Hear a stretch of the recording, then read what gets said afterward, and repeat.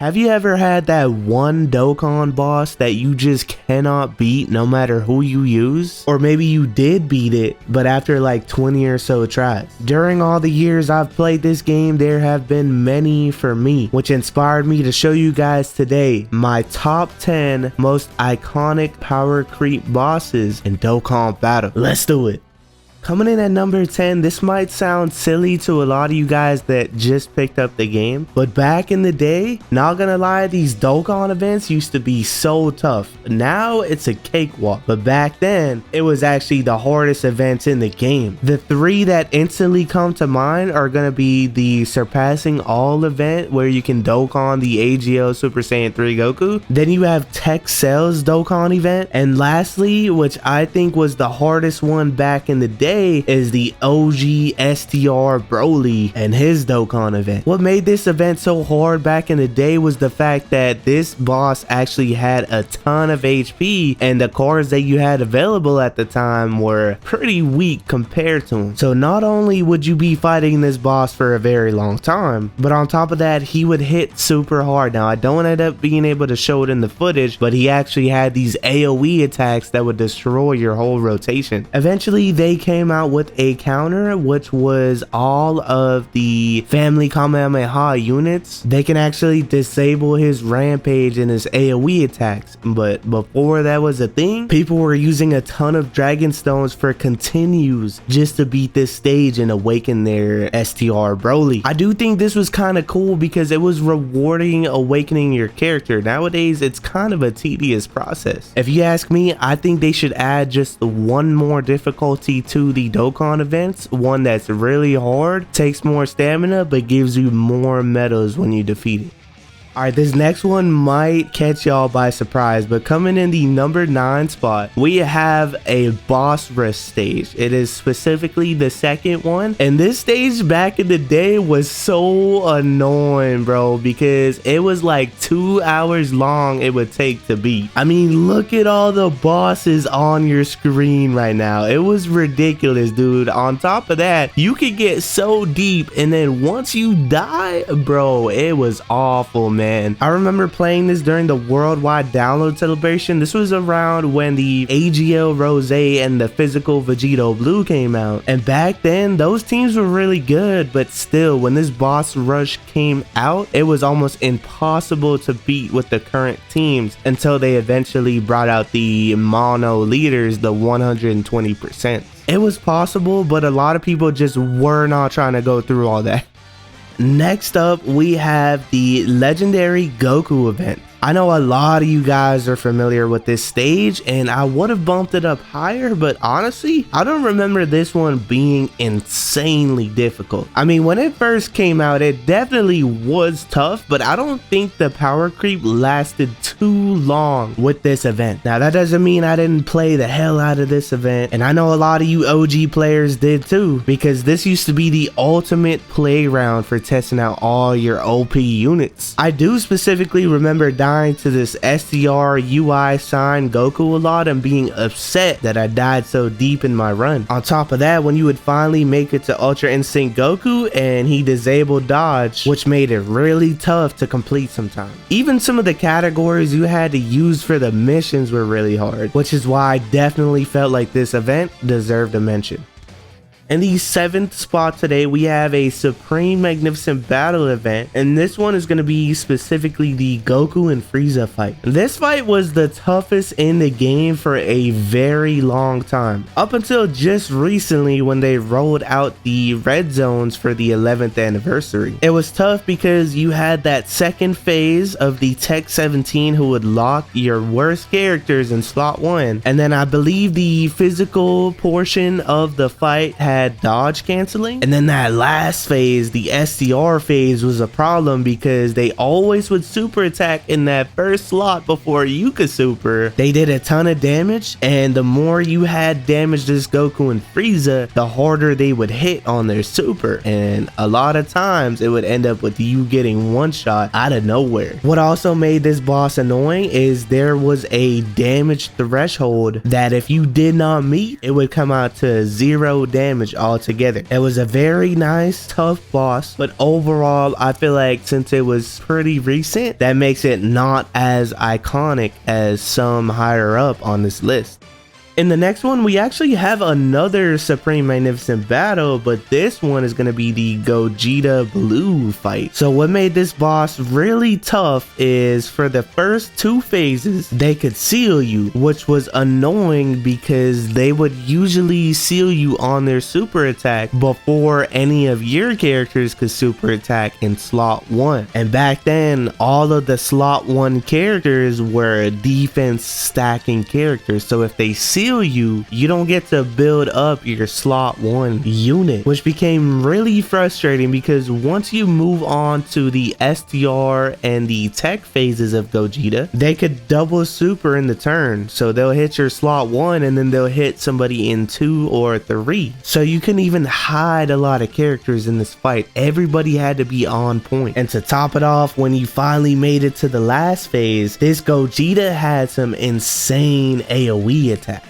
Now, if Gogeta was nice to you and didn't super and did his AoE attacks, it wouldn't do too much damage. But what really happened 90% of the time though is he would super slot 1, frame 1 before anybody could attack, and when he supers, his AoE attacks get even stronger, which made it so easy to get caught lacking and end your hard-earned progress in the matter of seconds. But if you remember that iconic boss, then I guarantee you're gonna remember the number 5 spot.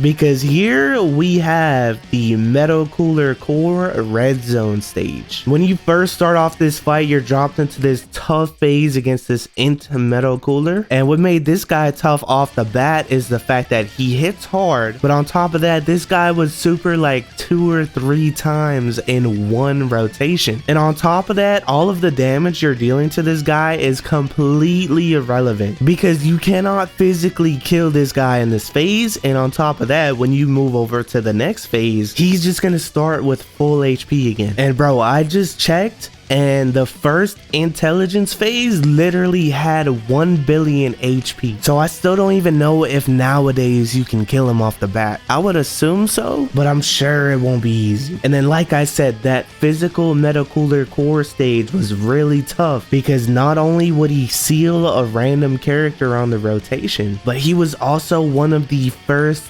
bosses to be hitting over 1 million on his super attack. 1.5 million to be exact. In hindsight, this doesn't seem like a very tough boss, but I do vaguely remember that this guy was able to one-shot just about every character in the game up to this point. For this next one though, we actually have 2 fights into 1. I mean, I just felt like I had to mention both phases of this event because when the Cell Max event first came out, bro, I remember how much the community was up in flames. I mean, the first phase dropped alone and it was really tough, dude. The first 2 phases of the fight wasn't anything crazy. In fact, they were kind of pushovers, but that was also a bad thing because you had no time to stack up any of your characters whatsoever. Then you were led into this absolute behemoth, aka this Tech Cell Max phase. And bro, I can't even tell you how many times I died in the past to this boss, dude. Not only would this guy lock your worst character in slot 1, but he would also do a ton of attacks in that spot. And on top of that, this guy would super twice per turn, which by the way, each of those supers is around 2 million damage. It's just ridiculous, dude. As if the locking itself wasn't enough. I mean, this stage had a superheroes buff to it where if you brought any superheroes characters, you had an advantage. And even with that, people struggled. This event also gives me PTSD because I remember there was a mission where you had to use the special pose category. And back then, that team was freaking trash, dude. And then around the 9th anniversary, they brought out the second stage, and that one also also was really tough, but by that time we had Beast go on, we had the 6-year anniversary LR Easy A's, so it was a little easier to deal with. On top of that, the first 4 phases were really tough, but once you made it past then, you could seal him. I believe you could stun him at that point too. So I feel like this one wasn't as bad because it was hard at the start of the fight. It's more annoying when you're deep into the fight and you think you're about to win, and then you stop paying attention just a little bit, and then boom, you get one shot. Now for the top 3 guys, I am almost certain that you can feel my pain if you were playing at this time, and I feel like all of these could be argued as number 1. But coming in at the number 3 spot, taking the bronze trophy today, is going to be the Red Zone Zamasu stage. And man, oh man, let me just say, dude, I strongly remember dying all the time to those damn AoE attacks, bro. And if you say you didn't, but you played this fight when it first came out, I know you're lying, dude. I mean, to this day, people complain about this fight and the impact it has had on the game, which says enough. I mean, I remember back in the day, the LR Vegeta and Trunks was absolutely just dominating the game at that point, as well as all the 8-year anniversary LRs. Then they dropped this fight and everything changed, bro. 90% of your box was useless in this fight. And on top of the AoEs, this guy would do a super attack almost immediately every time. And I'm pretty sure he could have done multiple AoEs in a turn as well. Then when you got to his physical phase, not only were his normals tearing through your units, but his super attacks were hitting like a truck as well. And it says here that he super attacks only 1 time in a turn, but I could have sworn I remember this guy super attacking twice in a turn. Maybe I'm just thinking about his Dokkan event, but I remember being so happy that I made it off the AoE phase just to get absolutely blasted by Zamasu in the last one. I mean, this fight got so much hate when it first came out, so I'm pretty sure this is a lot of people's number 1 right here. And that's not even all, bro,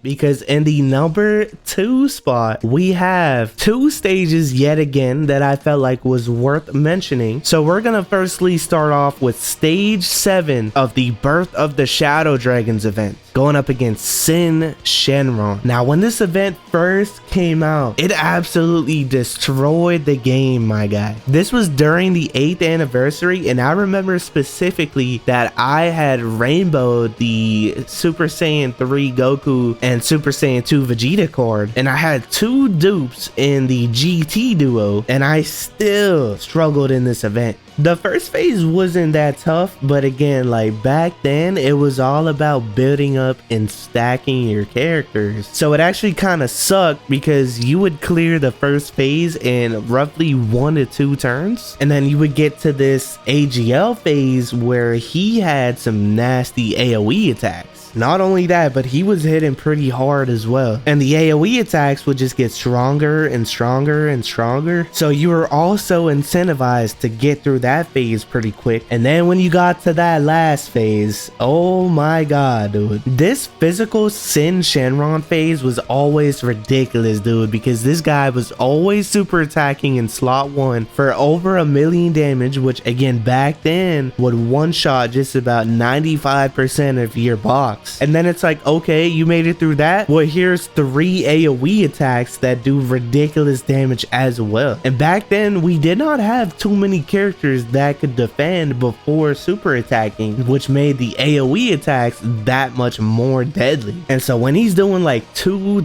AoE attacks, and then you got maybe 1 floater in the back taking like over 100k per AoE, or even your second slot unit also taking damage, it was ridiculous, man. I mean, surviving the super attack alone without the AoEs felt like a problem. So I'm saying, dude, this guy had the whole community in turmoil. But it was honestly a really fun stage to keep running over and over again because of its difficulty. And then a few months later, they came out with the next phase, which was stage 8 against Omega Shenron this time. And it was even more ridiculous, dude, because now the first phase, which was Tech Omega Shenron, was way more of a threat because this guy would super attack in slot 1 frame one all the time, and he actually stuns. So your only character that could tank it, who was probably a stacking character, would also get stunned before he can even stack up, which was really annoying. On top of that, this guy could dodge your attacks. It was a small chance, but what made it funny is that you couldn't dodge this guy.